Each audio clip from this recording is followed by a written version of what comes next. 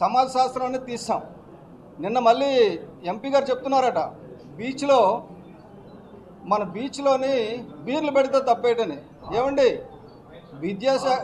అంటే బార్లు పెడతారట, అంటే బీచ్లో బార్లు పెడితే తప్పేంటి అని అంటున్నారు కదా. ఏకంగా మన గీతం యూనివర్సిటీలో పెట్టండి, కుర్రోలే కదా తాగేది, గీతం యూనివర్సిటీ పెట్టండి. దేనికైనా గుడికైనా బడికైనా ఒక పబ్లిక్ ప్లేసులకైనా ఒక శాంటిటీ అనేది ఉంటుంది.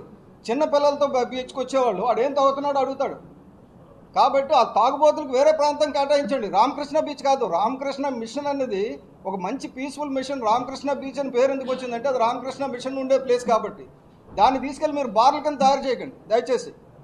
ఎందుకంటే ముఖ్యంగా ఇక్కడ ఏంటంటే రాజకీయ నాయకులందరూ కూడా ఎక్కడెక్కడి నుంచో వచ్చి ఇక్కడ వ్యాపారాలు చేసి బాగా డబ్బు సంపాదించి డబ్బు ఖర్చు పెట్టి రాజకీయ నాయకులు అయ్యారు. సంతోషం అవ్వండి, కానీ పర్యావరణాన్ని కాపాడే కార్యక్రమంలో మాత్రం మీరు ఎవరైనా తప్పు చేస్తే ఎవరిని నేను వదిలే సమస్య లేదు.